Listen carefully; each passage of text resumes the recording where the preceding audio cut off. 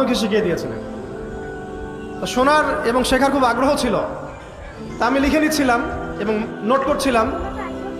এই দোয়াটা যদি আপনারা পড়তে পারেন, ভবিষ্যতের যে কোনো শঙ্কা, আশঙ্কা, বিপদ আপদ, বালা মুসিবত, এই বিষয়গুলোর ব্যাপারে আল্লাহর পক্ষ থেকে একটা সাকিনা এবং সুকুন হৃদয় নাজিল হবে ইনশাআল্লাহ।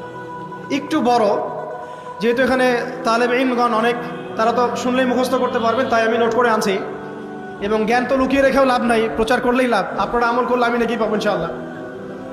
তো এই দোয়াটা হচ্ছে আউযু বিকালিমাতিল্লাহি তাম্মাতিল্লাতি লা ইউজাবিজুহুন্না বাররুন ওয়ালা ফাজির মিন শাররি মা খালাকা ওয়া যারআ ওয়া বারআ ওয়া মিন শাররি মা ইয়ানজিলু মিনাস সামাই ওয়া মা ইয়া'রুজু ফিহা ওয়া মিন শাররি মা যারআ ফিল আরদি ওয়া মা ইয়াখরুজু মিনহা ওয়া মিন শাররি ফিতানিল লাইলি ওয়ান নাহার ওয়া মিন শাররি তাওয়ারিকিল লাইল ইল্লা তাওয়ারিকা ইয়াতরুকু বিখাইরিন ইয়া রাহমান।